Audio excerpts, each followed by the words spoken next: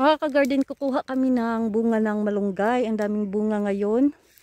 So, dito lang po ako nakakain nito. Kasi sa amin talaga hindi namin ito kinakain. Pero masarap pala. Asan? Yung mga... Ito oh. Maraming bunga yung malunggay namin. Tapos lalagyan namin to ng ano, ng kalabasa, pritong ano, tawag niya, sarap nito eh. Pritong tilapia. Tapos kalabasa. Ayan oh.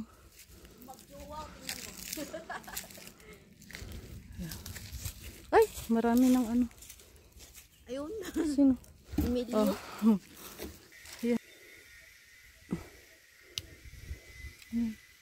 Mahal din to sa palengke, no? Magulang na ito, oh. Ito na lang. Ang tagal na nitong malunggay namin.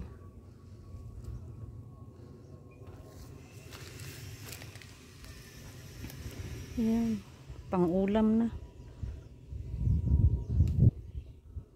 Ano sabi ni ate, ano? Ay. Sarap niyan. Yan yung nakuha namin mga ka-garden o bunga ng malunggay. Ang sarap nito. Dati hindi ako kumakain nito. Yung kapitbahay namin kasi lagi sila nagluluto nito. Ayun, masarap pala.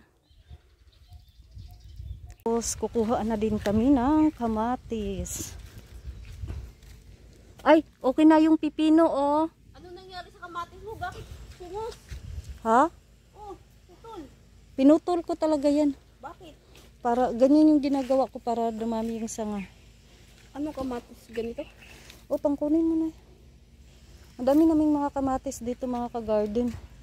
Iba-iba lang yan yung kamatis ko. Malapit na ito magtapos eh. Malapit ko na to sila tanggalin. Iba na naman ang itatanim ko dito.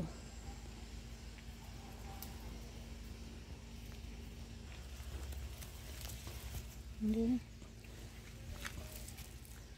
What the fuck? Kasi masipag tayo magtanim. Meron talaga tayong maaani. Kaya kayo mga ka-garden, sipagan nyo din ang pagtatanim. Uy, sira pala ito. Anyway, alisin lang natin yan. Pinaglalaroan ko lang ko dati eh. Ganyan akong ganito. Ayan. Ay. Ang init. Nakapag ano na din ako nito mga ka-garden. Gumawa akong tomato sauce. Yung mga naipon kong kamatis. Pang lagay sa pizza. Yun talagang season nila ngayon to eh. Malapit na yan. So, mga lettuce ko dyan oh.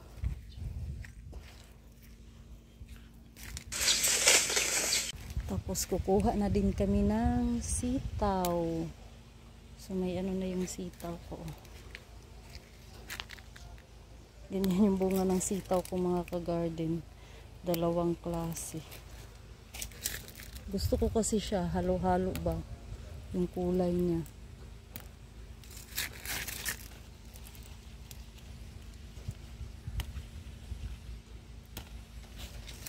Yan, nakapag-amin na tayo ng sitaw. 20 na din to. 20 na yan sa palengke. Ay, palakihin muna natin yan. Wala pang buong, ay wala pang ano yung patula. Ito mga ka-garden, oh, yung nakuha namin dito sa garden yun. Meron na naman kami pang ulam. Isda na lang ang kulang. Ang sarap nito eh.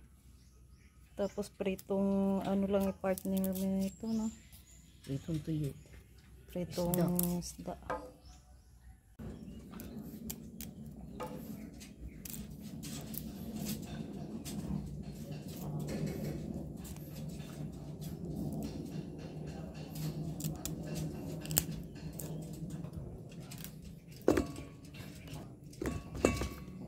Tapos mga ka-garden, nagpa-ano lang ako dito ng baka. Or, nasa inyo na yan, pwede kang gumamit ng pork, chicken, or shrimp. So, baka yung gagamitin natin dahil nasasayang ito ilang linggo na yan sa ref. Tapos, isabay ko na ang aking sibuyas, bawang, at saka meron tayo ditong kamatis. Sabay na natin. Yung kamatis natin ay kinuha pa rin natin yan sa garden. So, may mix yan siya dyan. Meron yang tawag ng green. So, pwede din tayo maglagay ng alamang. Alamang ba yun o bagoong? Gisa-gisa lang natin. Tapos, maglagay lang tayo ng kunting patis.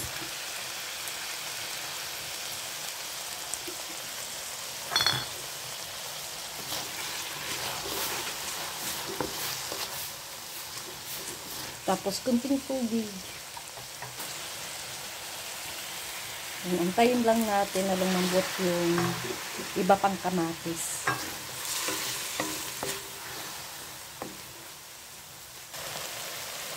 Ganda na tignan, oh. Tapos, mag-add lang tayo ng tubig pa. Pakuluan natin. Saka natin ilagay yung ating bunga ng malunggay na may kalabasa. At saka, lagyan na din natin ng tawag niyan ng sitaw. Puluan lang natin yan. Tapos, ilagay na natin ang ating bunga ng malunggay na may kalabasa at saka sitaw. Pinagsama ko na po sila lahat. Pwede tayo dito maglagay ng dahon ng malunggay o bulaklak. Pwede din kayo maglagay dito ng hinimay-himay na isda.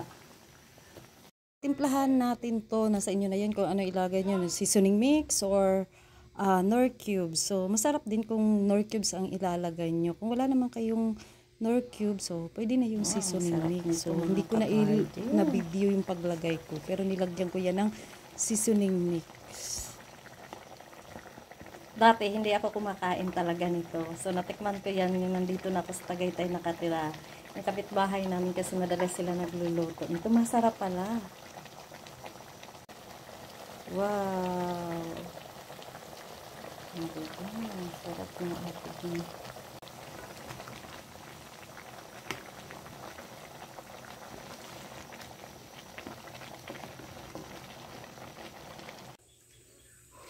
Kukuha lang tayo nito para may anghang-anghang ang ating gulay. Masarap talaga pag pag mamitas, pag may sarili kang tanim. Ayan, pwede na ito. Napakabango.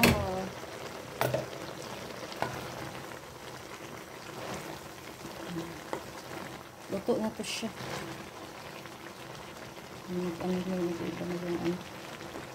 Tutok lang natin ito. Malambot na. So, ilagay ko lang itong ating siling pangsigang. Para may kunting anghang.